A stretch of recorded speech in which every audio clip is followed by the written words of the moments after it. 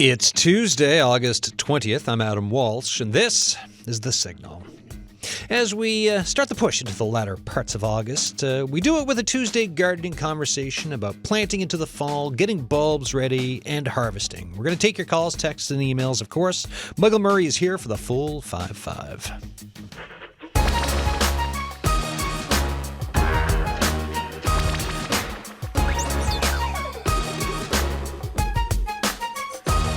First, though, just a quick point from yesterday's show on farming. We spoke with some young farmers right across the province on why they got into the profession, how it's going, how to grow their ranks, right? The importance of this. It was the underlying bit of this conversation yesterday was a food security conversation for Newfoundland and Labrador. We got a call on the Signal line, so I checked it after the show, and the caller asked how many farmers we have in the province, which is a great question, which I could have included yesterday. So thank you so much for that call. I sent a note to Mark Hoff, who was on the show yesterday. So Mark is the outreach coordinator with NL Young Farmers. And here's what Mark said to me. There are approximately 400 farms across the province. So there's part of an answer. And as far as young farmers go, NL Young Farmers, they have approximately 120 members ranging from those who are just interested in farming to established farmers. So there you go, 400 farms across the province, and for young farmers, 120 members, and that's folks who are farming curious. So the ones who are in getting their hands dirty every single day. Notes from yesterday. Anytime you have thoughts for the show, call the Signal line, leave us a message, 709-576-5260. Email us thesignal@cbc.ca. And, hey, today's gardening day. I'll put the numbers out. The lines are open, 709-722-7111, 1-800-563-8255. Text us, 709-327-8206. And like I said, thesignal@cbc.ca. Michael Murray of Murray's Garden Center, Portugal Cove. How you doing? Not bad, Adam. How are you doing? Not bad, not bad. Excellent. Yeah, it was nice. We did the farming show yesterday. I loved that show leading into a gardening show because obviously they're connected. So it feels like just a continued conversation. Yeah, as a matter of fact, heard your show. It was very good and well covered. I'm going to give a plug now to the farming industry through the various food hubs. There's the Killick Coast Food Hub is very active right now, and the Western Food Hub is very active. And both those food hubs are trading back and forth. We're getting orders for both commodities to be shipped from the East Coast to the West Coast and things from the West Coast to be shipped to the East Coast. I really think this idea of being able to market and give access to local produce from big gardeners, big farmers, through to small independent farmers and gardeners is part of that sustainability model. And so I'm delighted to hear you cover that. And it's been a really great growing year. I mean, the crops are growing extremely well. Yesterday's rain, that's a nice hurricane. Can we get more nice hurricanes? Yeah, the ones that just kind of skirt by, no real wind issue, get the dose of rain we need, especially because you and I, before the show started, we were talking, and I looked it up, for June. Now, folks, we're talking about the St. John's area for this one. Obviously, it differs depending on where you are in the province, but June, 214.6 millimeters of rain in and around the capital. Yeah. Bit of rain, and then it got dry. Got real dry. And then we got that dose yesterday. Yeah. So, when you think back to June and that record going back to 1891, as you told me, had a big impact on things like we were talking earlier about the kind of scattered pollination with apples, plums, even things like our own native blueberries. You'll see pockets where it's done extremely well. There's a good crop out there. Then you see places where there's very little crop. And I think that interference with that June weather had an impact on pollinators. Yeah. I also think it's interesting. We were also talking about the sightings of bumblebees. I don't think I've seen one this summer, to be honest. So the pollinators, have they gone through a stressful winter? Were they a lot of dieback in those populations? I know that we have about 12 beehives on our property. And through June, you didn't see a bee. But through July, they started to get active, get around. And then in my own garden, we had a lovely crop of yellow, transparent apples. that we just harvested some of them over the weekend. My wife Sue made a beautiful cinnamon apple cake with them. So she was beaming, and all of our family were beaming when we got this beautiful cinnamon apple cake from our own apples. So that was a lot of fun. So yeah, it's been a funny kind of year, but Evan Murray told me that we keep a couple of weather stations. We got 30 millimeters of rain last night on the farm, and we were all dancing around saying, "Oh yeah, that's money in the bank." Yeah, right. Very helpful. I've been grilling a lot of vegetables the winter, and then this summer. Where am I? This summer, I've been grilling a lot of vegetables because I don't know. We got moved into a spot, got a barbecue finally, and I've been enjoying grilling. But doing grilling romaine lettuce, which is fantastic. So that plus the little bit we're growing in the herb garden and the perilla leaves that my wife grew. So chopping those up, putting that on top, grilled romaine with a little bit of olive oil and lemon and salt, a pinch of salt. Gorgeous. You're living the life. Pretty good buy. Can't complain, right? That is pretty good. So for today, I know we've got some stuff. Folks, it's Gardening Day. Michael Murray's here. This is The Signal. I'm Adam Walsh. 709-722-7111. 1-800-563-8255. Texts 709-327-8206. We've got some points to kind of touch over, whether it's harvesting or bulbs, planting for fall. Plus, there's a couple of emails. I'll get to the emails first because there's that. The picture sent in, hi, can your guest ID this bush? Beautiful bright green in the spring, but now it's got that tent caterpillar web on it. Which bush was that? That was a golden elder. And it's funny, this year golden elders seem to have come into bloom everywhere, really strong, great color. Alarming to see that picture with the tent caterpillar, all of the webbing in around it. But then the other catch, was that the photo with the hummingbird? That's the other one, right? Yeah, so there's another email that came in, and this is really, I'll read it to folks. And everyone, when you send in pictures, it is much appreciated because we love seeing them, of whether it's what you've been growing or something you've noticed in the garden. We do our best, and by me I mean my great gardening guest, to identify what you're talking about, because sometimes it's a great question, or other times it's like this email we got from Otelia Russell in Central. For the first time ever, I have a ruby-throated hummingbird in my back garden. It's a female, so her throat is white, and she's a pale gray-green color. She's very tiny, about the size of my thumb, and I think her nest, which I'm told is about the size of a walnut, is in one of my birch trees. I also understand that the nest is made from the webbing of the tent caterpillar, which has recently invaded the area. She moves lightning fast and hovers like a helicopter when she gets nectar from flowers, so she is never still, thus the blurry photos. She's been here for a number of weeks, and I have named her Lollipop. Well, and she says, love your show. Thank you so much for the email and for the pictures, because we can, I can see I get what you mean by blurry, but the hummingbird is nice and clear with those gorgeous pictures. And, tent caterpillar, not our favorite thing, but at the same time, for some folks, you might get to have a nice little hummingbird named Lollipop in your backyard. That's right. An ill wind that doesn't blow some good, huh? Right. Silver Linings Playbook, right here on the Signal. There you go. The other question was, let me see. Someone asked last week, so I was off last week, but so I'm playing catch up here. Asked about fertilizing strawberries at this time of year, and I know there's stuff in Ross's book that could be recommended as well. Fertilizing now, formulations. Any thoughts on fertilizing strawberries this time of year? A little early. If I was going to do that, I that's a practice you take on in September, early September, just after Labor Day. Renovation of strawberry patches is a kind of a fall activity, cleaning up weeds, tucking in runners if you want to tuck them in, cutting them off. It's another practice people do. A little 6-12-12 for fall fertilizing helps build up some of the embryonic flowers for the fruit set next year. So this is a good time to do that.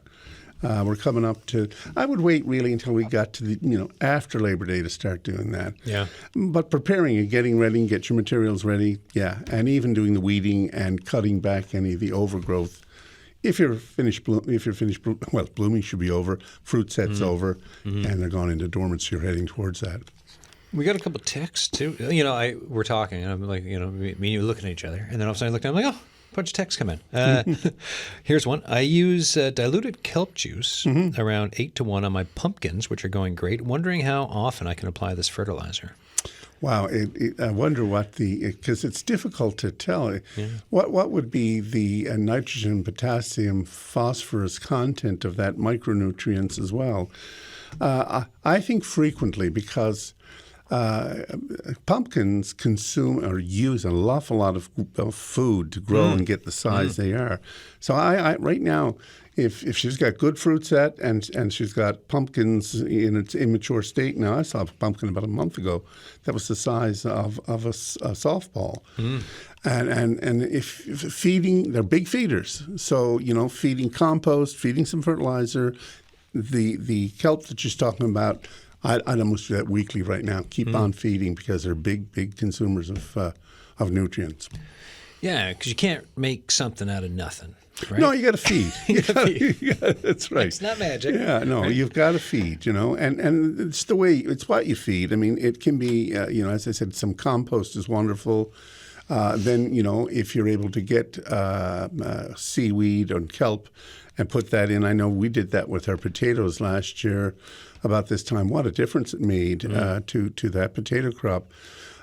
So, yeah, plants need food. Where it comes from, well, it can be organic or inorganic, but certainly they need to be fed. So for you guys, for the kelp and seaweed, did you work that into the soil, or what'd you do with it? What I did is just basically worked it in the soil, cultivated first, got all my weeds under control, hilled up around the potato plants, and then created small trenches in between, and then covered in the kelp. Right on. And then it decomposed, and the smell went down, of course. Yes. Hello. Earlier this summer, I collected small seedlings from underneath my Japanese maple. They're about 3 inches high, and I have them in a small individual cups at the moment. How should I store them for the winter? Boy, yeah. Gee, that's marvelous that's seeded like that. That's quite nice. I would try to plant them. I tried to get them planted into wherever you're going to have them. I tried to build some kind of protected covering around them to keep them protected from wind and snow and ice. It can be real damaging to these plants. But I'd get them in the ground as soon as possible. I think the way I would go, but if they're in a small container, I'd slice the side of the container open, have my site ready, good hole, because the Japanese maple is going to be a plant that's potentially going to be 10 feet tall or more, 12, 15 feet. So big hole, like 3 feet. Which is a lot of labor in Newfoundland and Labrador. That's a lot of digging. Yeah. And maybe a foot down if you go 18 inches, 15 inches, it's about the future. Yeah. It's never about just now. Japanese maples are gorgeous. Absolutely. Sarah's on the line from Portugal Cove. Hi, how you doing? Hi, I'm great. How are you? Good. Your summer going okay or what? Wonderful. Just loving the garden and loving the weather, and it's fantastic. Oh, yes. That's good. You're in God's country. Yes. Yes, we are. We're not far from you, actually. I had a question about pumpkins. Oh. I'm trying them for the first time this year, so I don't really know what I'm at. They're growing well. Their vines are spreading out, and the thing that keeps happening is they blossom, and then the flowers just shrivel and drop off, and nothing seems to be happening. So do I need to pollinate by hand? Yes. Do I need to help them in some way? Yeah. If you're getting flowers, that's great. So what I would do is get a small, like a paintbrush, maybe an inch wide, and then go around flower to flower. There's male and female flowers. I would just indiscriminately take a brush and start going around and touching the filaments where the pollen is. It'll be kind of an orange color, and then go to the next plant and continuing that process of pollination with a brush. And the other thing is, as we were just saying, pumpkins are big feeders. The very first thing I can remember as a child, been encouraged to grow and was had great success was pumpkin. And the process I was led to use by my seniors of the day. Lots of manure, well-rotted manure, good size hole, good spacing between them. I think I had these plants stretched out as much as 5 feet between each plant. lots of limestone, and then buckets. And as they grew, I had to drag buckets of water when they planted. There was no hose or irrigation system. So buckets and buckets of water. And then a little 6-12-12. Once they became established, got into this phase, and then the pollination, and keep that process going as they start to continue to flower. And then you'll get the fruit set, small little knobs of pumpkin, then again, more water, more nutrient, keep feeding. 20-20-20 is good liquid fertilizers. You're going through that feeding phase as well to supplement it a bit. And keep going until the first frost, because pumpkins will keep on going till frost, and then bang, you'll see one night, bang, the frost hits them, and then they'll just shrivel. But the pumpkin itself will stand up. You can leave them outside for a little bit longer, or we would bring them into a cellar or a storage area where it was dry, let them dry off. And even if they're not turned yellow, they will continue to ripen off the vine, and they're glorious. I mean, they're wonderful to see this wonderful gourd that gets, in some cases you can get them very large. There's giant types that blow you away. I haven't seen too many of those around here in Newfoundland, but they're always fun, and kids love them. It's great fun. Awesome. Thank you for the advice. That sounds perfect. Okay. Good luck. Thank you. All right. Cheers, Sarah. Thanks for the call. Need a pumpkin growing contest sometime. Right? Yeah. Oh, that'd be good. And it sounds like almost like a little CSI kit for helping them get going in the beginning, right? Pull out your little fingerprint brush and help things along there. Yeah. Right? Yeah. Put on your bee suit. Right? Of course. That's how neighbors call in and be like, "Are you okay?" Like, I'm pollinating, bee suit. I'm pollinating my pumpkins. Leave me be. Pardon the pun there. This is The Signal. It's gardening day. Michael Murray of Murray's Garden Center, Portugal Cove is here. 709-722-7111. 1-800-563-8255. Text us, 709-327-8206, or email us, thesignal@cbc.ca. And folks, the range is everything from calling for tips, calling with your questions, or just calling to brag about your success, about your pumpkins, or also if stuff didn't work out. We're here, the Signal Radio. Yeah, that's here for you. One of the things now, too, I'm looking at garden now in terms of perennials. What I'm going to divide when I get into the fall. So planning, it's another, I call it the second season now. So you can plan what I call the next bit of planting. Now, on an ornamental side, perennials, if you got perennials have done very well. Hostas, for example, I see a group of hostas in one of my garden areas that I want to pick up and divide. I'm deciding, that's where I'd like to put them. And that plan is now in my mind and written down. Also, shrubs or trees, getting them ready. The way to do that is prune back a little bit. Pick the site. Always think about where do I want to plant these things, and give them the space they need to grow properly. So, planning any kind of transplanting. If you got a shrub or a tree, even setting up that transplanting for the fall or for next spring, by just doing a little root pruning, which is simply taking a shrub, go out to what I call the drip line, or the outer edge of where the tree or shrub's branches reach out to, and just slice down by just digging around, making a circle of incisions in around the root system. This prunes up the roots and makes it easier to move them later. So, and even doing this now, getting ready for fall or next spring, is a good practice. Also, right now is a great time to think about seeding more lettuce, spinach. There's another opportunity coming as we go into fall, Right. So we're going to get, like right now, what's the latter part, third week of August, we're coming up to a good place for fall planting of any kind of lettuce. Spinach is great for this time of year, and you'll get a fall crop of some of these. That's fantastic. Nice things into the latter part of the season. Push it, folks. Right? There's more lettuce to be had. There's more to be had. There's more spinach out there. Yeah. You were talking about blueberries, right? Yes. Here's one. Sometimes I wonder, because we get these. We'll talk, and it could be myself and you, or it could be Tim or whoever else, right? But then later in the show, we'll get a question that's similar to what we've already talked about. And I almost think we just put it out in the universe and later, because this ties into earlier. This is not a gardening question or farming, but a foraging question about blueberries. Yeah. I've been fortunate enough to have a large blueberry field near where I live on the southern shore. This year, so few berries. Yeah. Wondering why this is. Are others experiencing the same? And this is just to kind of repeat a little of what we've talked about, but it's right on track with what we were talking about. Yeah, because back when the pollinators were, when things were supposed to be pollinated, blueberries, for example, in early June, we had that huge rainfall. And as we were talking about the pollinators, not very active because it was wet and cold. Bumblebees, which I think are our own native bee that's really robust, but we haven't seen many of them.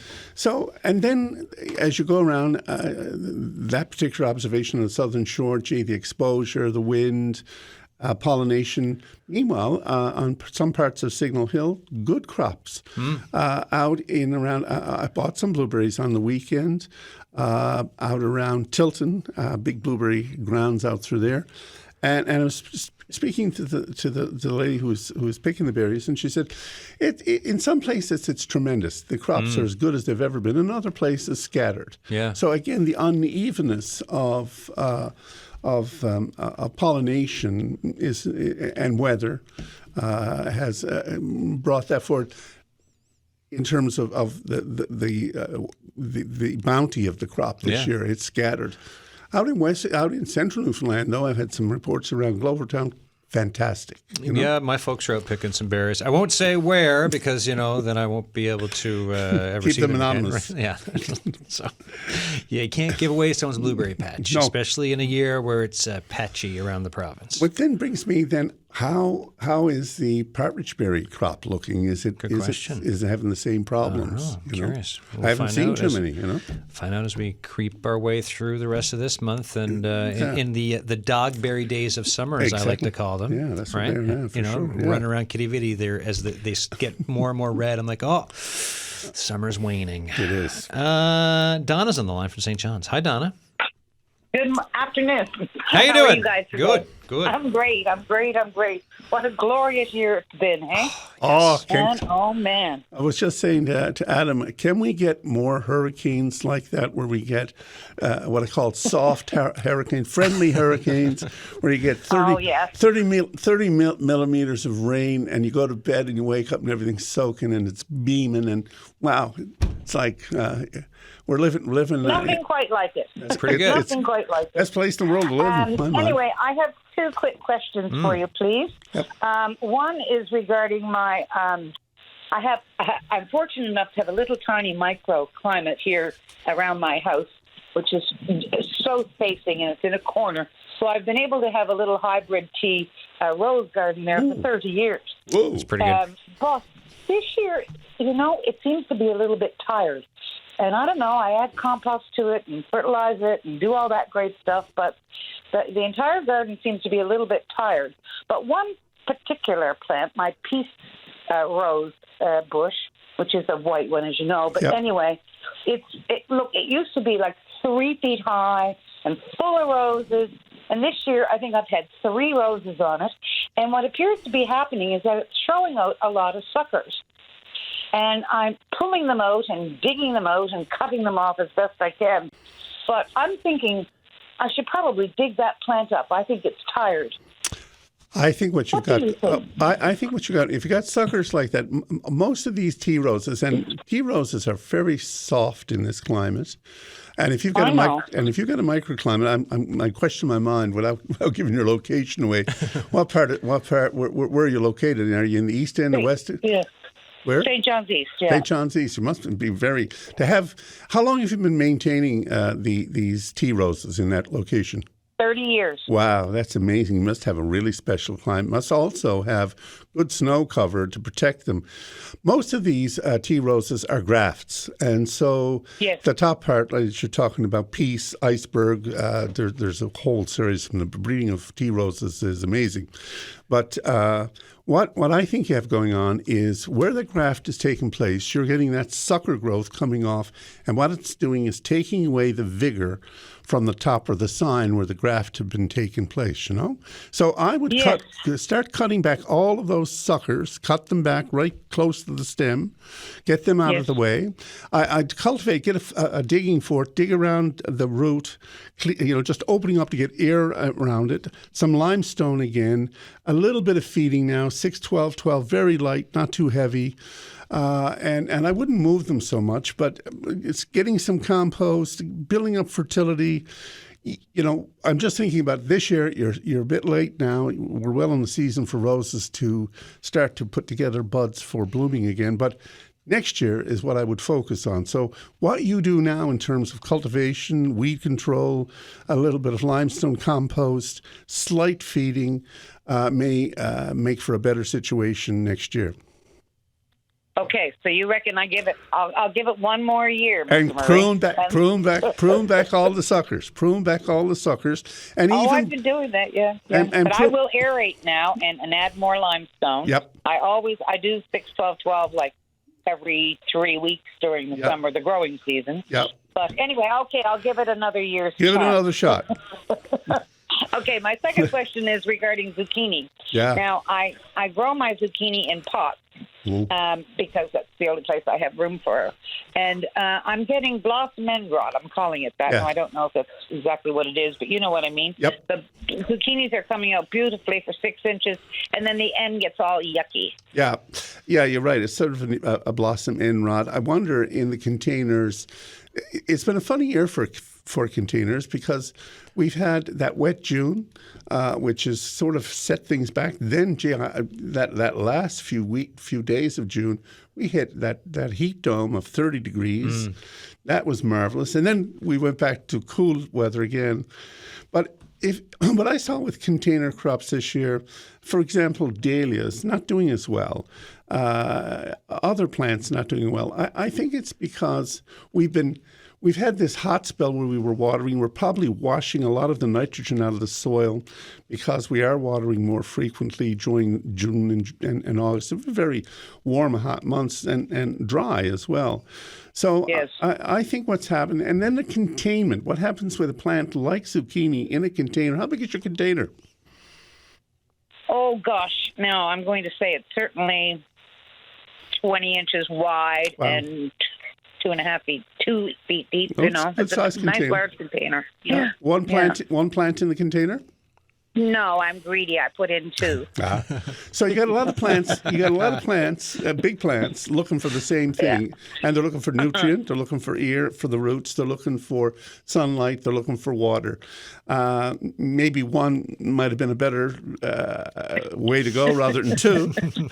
Yes, I think you probably are right. Because zucchini, when you're planting them in a field situation, you want to have them about 3-4 feet on center. And then they have lots of room to grow, lots of room for the roots to reach out and bring in the nutrient and water that they need to sustain themselves.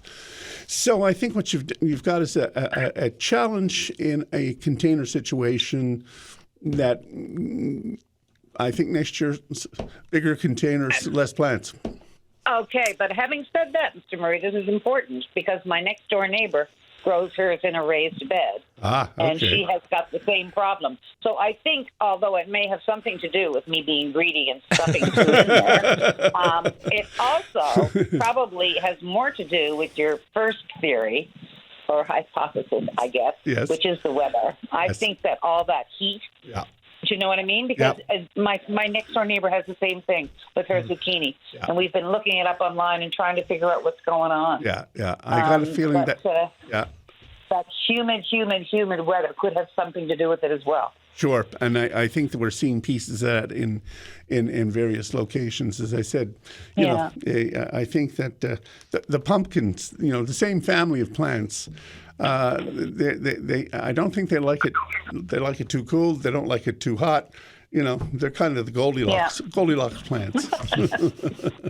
Anyway, thank you so kindly for all your suggestions. No, thank you. Appreciate it. Look after my peach rose. Thank you. Good luck. Thanks, Donna. Have a good day, guys. Bye. Bye-bye. I will say this: zucchini flowers fried, dipped in a little floury, almost like a tempura type thing. Yeah, yeah. So good. Yeah, I've had those. Nice, nice, most lovely. nice. Now I had zucchinis, yellow zucchinis, on the weekend. I just grilled them, sliced them, grilled them, very quick on the grill, very hot. Yeah. Little oil, turn them over, and then a little bit of hot sauce on just a dab. That's nice. Then on pizza, Yeah. vegetarian pizza. I got a lot of compliments. We've been doing because, like I mentioned, the romaine, right? But also, like I've been grilling other vegetables, and even just for like some of the regular types of lettuce that I'm not grilling, I'm putting the grilled veg on for like a warm type of a salad, which has also been very, very enjoyable. Yeah. So you do a fair bit of tempura, like? I dabble with it, from time to time. We did those perilla leaves the other week. It was like a quick tempura, like just you're talking flour.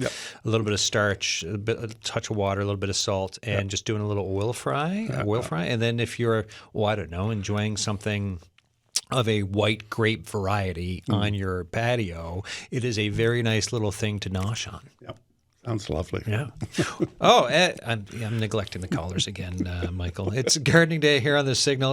Mid to late August gardening when stuff is ready to be eaten and you've enjoyed the blossoms all year long. Yvonne Feltham is on the line from Glovertown. How you doing? Good. Quite warm here now. So I just want to tell good news.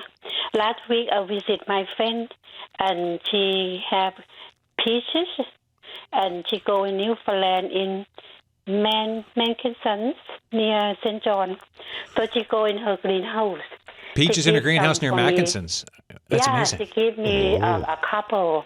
Awesome and very nice and beautiful. Yeah. So I just will let you know. And then people also say they can go in Gander or somewhere else too. So it means peaches is able to go in Newfoundland.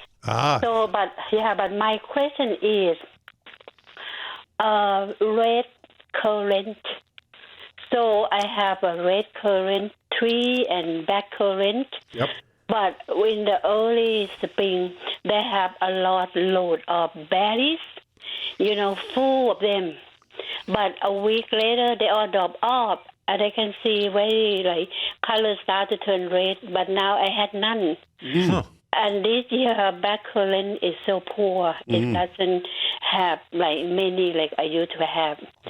And then wondering why and what happened, why my red currant, I look forward to make some jelly, Yeah, lovely. And then my garden is beautifully. I have some tomato, I had to be patient in the beginning. I worry, but now it's no problem. There's just a lot of them, many in my greenhouse. Yeah.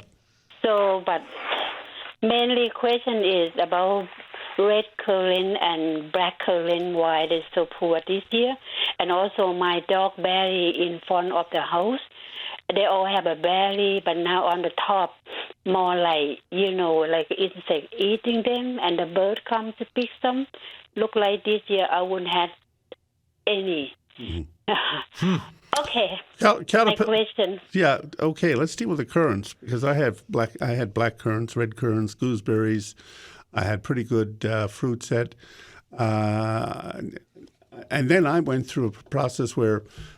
Suddenly, berries started to fall, and they weren't able to ripen up. Did yours ripen? Did they get to a place where they were ripe, where you could see both red and black currants, full currants, or were they set fruit, but then the fruit fell early, prematurely?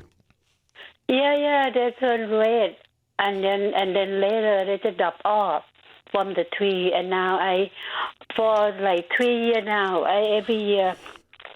Then load of flower and fruit, but then later they drop off. So I wouldn't get any red currant at all. You've had, when you opened your comment here, you talked about how hot it was. And I know from out in that part of Newfoundland and around Glovertown, nice microclimate, usually very good weather, very nice weather. Did you have many 30, days where it was 28, 30, that kind of high temperatures during that period? Yeah. A couple of weeks was so hot. Yeah, you guys got nailed with some of the hotter temperatures, Yeah, right? you had really hot temperatures. And I'm just wondering, when you get really hot temperatures, plants are stressed just like people get stressed in hot temperatures. And the result sometimes is just dropping flowers, dropping fruit, self-preservation. And I wonder if that might be the cause. The solution is another year. I had a lovely set of gooseberries, a couple of gooseberry shrubs and beautiful fruit set, and suddenly they disappear. Now, the culprits, I believe, were birds in this situation. So, but sure, it sounds like if you've had fruit drop like that, it sounds like some climatic, physiological thing that had an impact. High temperatures could result in that.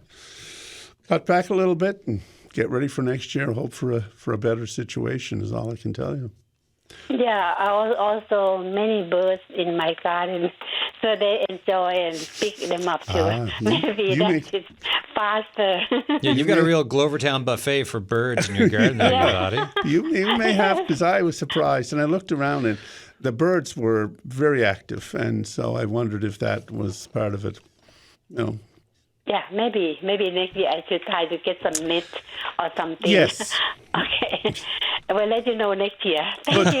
Good Thanks, luck. Shivani. Good luck. Bye-bye. Bye-bye. Oh, hey, Michael, here are those peaches Yvonne's talking about. Oh, yeah. So you got her on Facebook. Oh, So yeah. wow. Yeah, those are really I'm nice. impressed. Yeah, I'm those are pretty good. I impressed. think she posted a picture of fish cakes, That's too. what I so call anyways. exotic fruit in Newfoundland. Wasn't there a time when broccoli was exotic in Newfoundland? Well, I can remember growing. My father was growing Brussels sprouts. Yeah. And he gave some Brussels sprouts to another local gardener who was a traditional, turnips, cabbage, potatoes kind of guy. And he went off, and then he came back in the fall with the Brussels sprouts pulled up, and he said to my dad, "Something wrong with these cabbages. Look, they've all gone funny." And my father tried to explain to him, this is Brussels sprouts and this is what they do.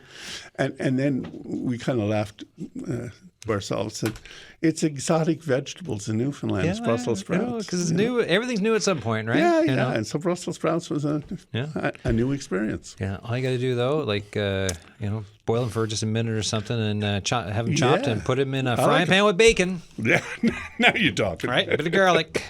Michael Bennett sent us a note, and we've been on the blueberry topic today. Here in Humber Valley, the blueberries have been scarce for the second year in a row. I've picked here since the 80s. Yeah. Never seen it this bad. Michael thinks it's a lack of pollinators as well, right? Yeah, So, and again, we've been having this conversation through the show today about some patchy blueberries, wondering about the wet June around the capital area and pollinators. Yeah. Gina's on the line from Portugal Cove. Hi, Gina. Hey, Adam. How's it going? Good. Hanging out. What are you at? Oh, hanging out. Same thing. trying to figure out why I don't have any plums this year, but it sounds like you guys are answering all my questions and confirming my theory. So we have 2 plum trees. Last year we had gallons and gallons of plums. The last 2 years, in fact, we had so many we couldn't use them all ourselves. So we decided to post on Facebook and offer to sell them. Wow. And I thought, maybe somebody will buy my plums. And it was insane. I spent 3 days just selling plums out of my backyard. Nuts. So that was 2 years in a row. And this year, I don't know if we're going to get a whole gallon of plums off. Wow. Yeah, that's interesting. I've got an orchard where I might have, 12 plum trees. And they have been miserable. And they've been miserable for a while. And I get castigated for my lack of horticultural skills when it comes to plum growing. So believe me, I empathize with you. and we're just down the road from you, actually, in Portugal Cove. Yeah. So we're not far from where you are there at Murray's. But my husband said that he spent most of the time in the garden in the spring, and June was so damp and cold that he doesn't think there was any bees around at all. No. Now, I was out in the garden a couple days ago, and my hydrangea bush was almost lifting off the ground because the bees were buzzing around it. It was nuts. It was crazy. Yeah. They were so loud. There's like tons of bees, and I just yelled at them. I said, "Where were you in June?" Bees just don't listen, eh? They just don't listen. So somebody out our way has a lovely hive of bees, and they love my hydrangeas, but they didn't come for my plums this year. So. Well, I hope there are bees because, as I was saying, we got about 12 hives of them up on the farm. And I don't know how far they go, but I'd say on a day like that, they'd go adventure far because it's a nice warm day in the breeze and they move around pretty good. But that's great that they're doing that. But I agree, this year in June, although it was funny, it was wet, tremendously wet, but not particularly really cold. It was not like bitter 1 degree, 2 degrees. It was more like 8, 7 with nighttime temperatures similarly. So I saw a tremendous amount of growth, on everything. Everything grew topsy, but there was very little bloom. And then the pollinators were certainly missing from the scene. But that's the thing we had a fair number of blooms. We had quite a lot of flowers on the tree, but we didn't. It doesn't seem to set any fruit at all. I think again it's because of the bees. How do you feel about getting? Here's a solution you might consider. If next year we have a similar kind of situation, how do you feel about using a little duster and going out when they're in bloom and just basically dusting around to see if you can promote the pollination artificially by doing that? Would you take that on as a task? I would certainly. I try anything, to be honest with you. Okay, and we're going to miss that few $100s that we made off the plums this year. Yeah. Oh yeah, that's tremendous. Yellow plums or purple plums? What color plum? Purple plum. Wow, I thought they were damsons. My dad said they were damsons, but I think damsons may have a multitude of definitions in this province. But, somebody else told me they're not damsons, and I've seen other people have damsons, and they're not quite like that. So these are more of an elongated kind of a, but they are purple. Yeah. Probably an Italian plum or something like that. Probably, the varieties within plums too. That's the other thing. I was reading about plums because I had to go back to the drawing board because as I said, I was getting castigated for my shortcomings. But as I was reading, getting 2 different varieties that will pollinate. They're supposed to be self-pollinating, but they're better when you have 2 different varieties that will be compatible for pollination. So that's an important part of it as well, is having the right mix of plums. If you have the same variety, again, it doesn't pollinate as well, but cross-pollination promotes it more so. But, I'm flummoxed by it. I'm hearing from a few people, and not just on the show here today, but I've heard from a few people the same thing. They just didn't get the plum crop that they normally get this year. So yeah. Sounds like my theory's confirmed. Yeah, well. Thanks so much. Yeah, thanks, Gina. Gardening is like baseball. There's always next year. Yeah, right. That's right. Always next year. Thanks so much, guys. Thanks, Gina. Happy summer. Day. Cheers. Okay, bye. All right, Gina on the line there from Portugal Cove. We still have a couple people to work through, and we have some text.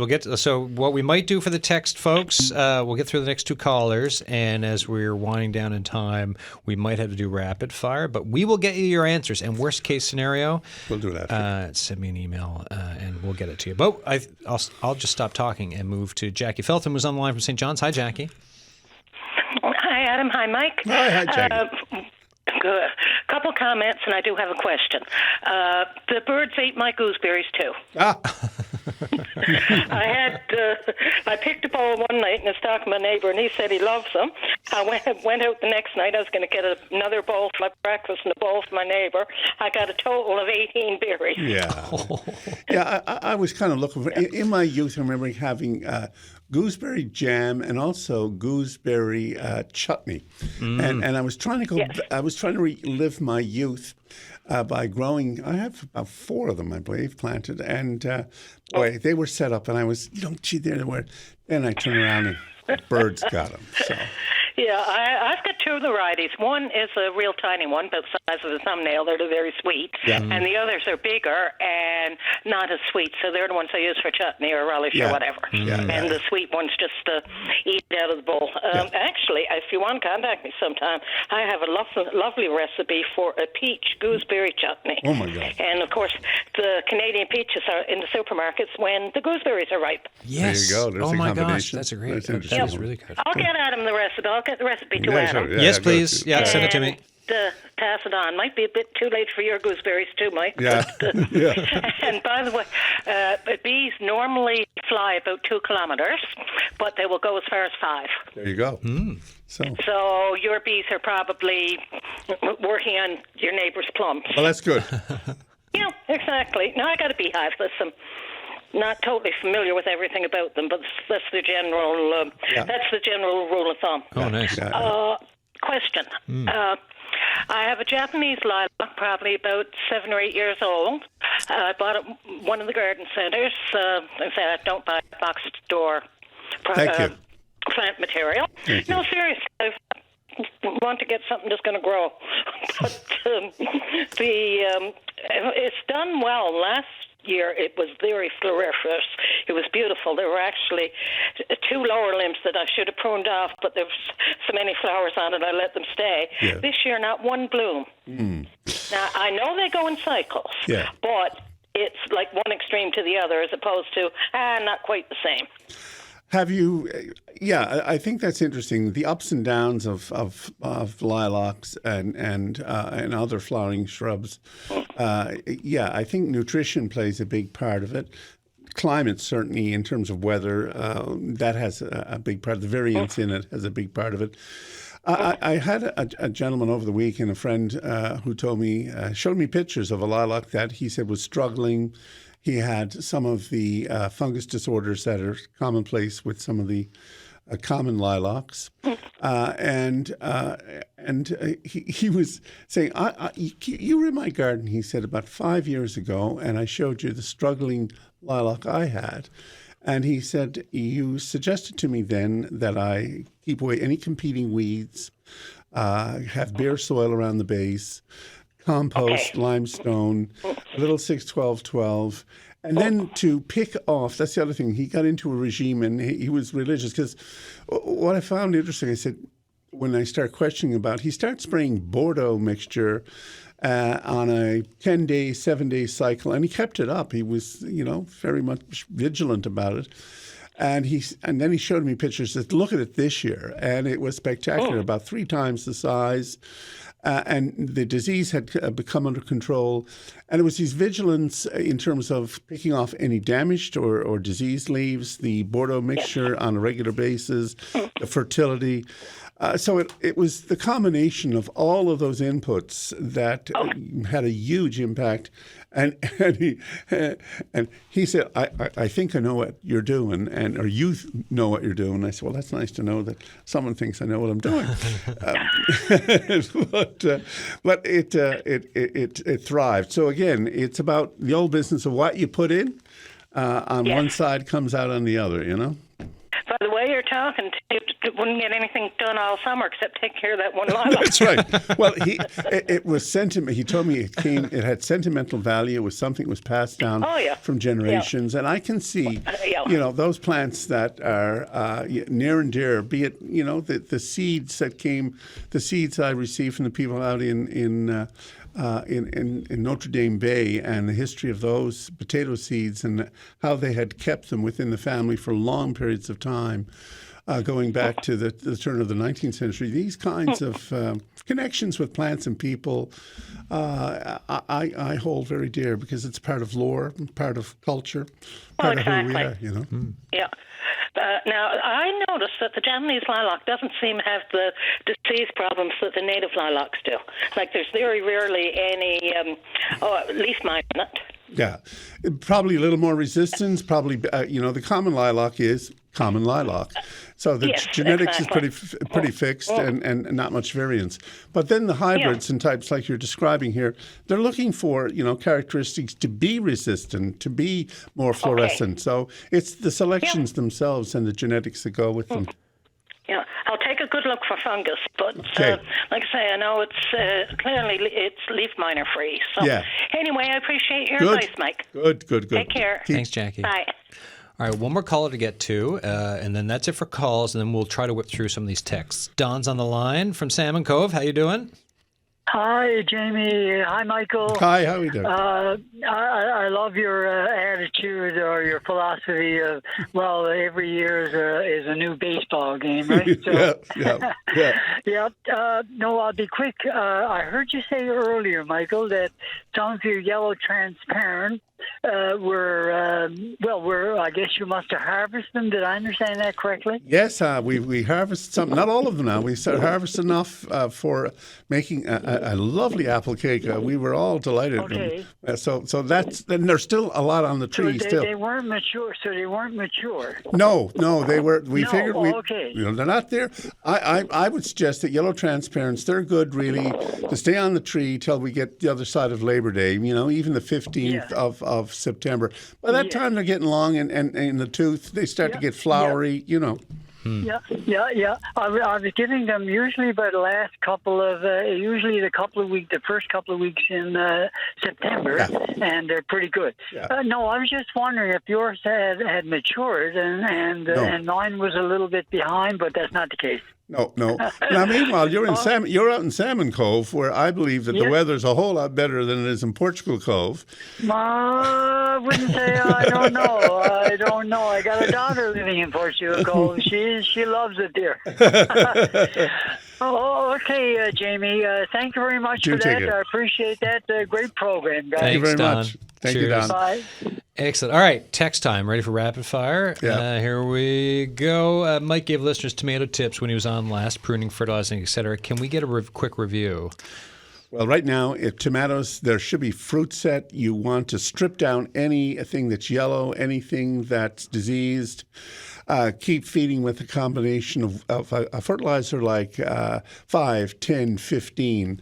But the big thing now is paying attention to diseases and giving lots of air circulation. Looking forward to his recipe suggestions. I'm assuming tomato sandwich. Quickly, a reminder in your tomato sandwich recipe. Well, the tomato sandwich. Remember I'm an open face guy, so lots of pepper. First. Mayonnaise, not Miracle Whip. No, it has to be mayo. It has to be mayonnaise. Second thing is good fresh tomatoes, lovely, juicy. Lots of pepper. Then I'm partial to a little sprinkling of Parmesan and in the grill. That's my favorite. Perfect. There's questions here. One question: are recordings available for previous shows? So we put every show these days up on YouTube afterwards for CBCNL. The Signal has its own page. Plus, we're available wherever you get your podcasts and on the CBC Listen app. If you have a question around that, adam.walsh@cbc.ca. Hello, Adam and Mr. Murray. Thankfully, my pie pumpkins have started to grow, but I'm wondering if you can share tips about encouraging pumpkin growth. Can I cut off any new vines so that the plant's energy goes into the existing fruit? Yes, and water. Trudy here in Corner Brook. Great bounty this year so far. Zucchini, great. Lettuce is in abundance. Lots of harvesting left to do. Amazing, Trudy. Thanks for that text. Continuing on the zucchini theme, I'm wondering if new leaves that are growing now can be cut back. Yep. Excellent. Focus on the bloom. Focus on pollination.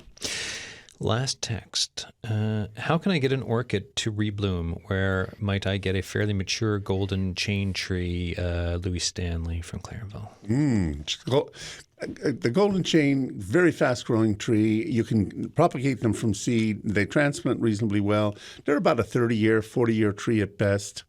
So garden centers have them. You can propagate them yourselves. What was the other question? How can I get an orchid to rebloom? Whoa. Boy, now you've brought me into the world of orchids, which is like the black hole of horticulture, Gee, boy. We had an orchid that Susan kept going for 3 or 4 years, and then suddenly, bang, it died. And you feel like, what did I do wrong?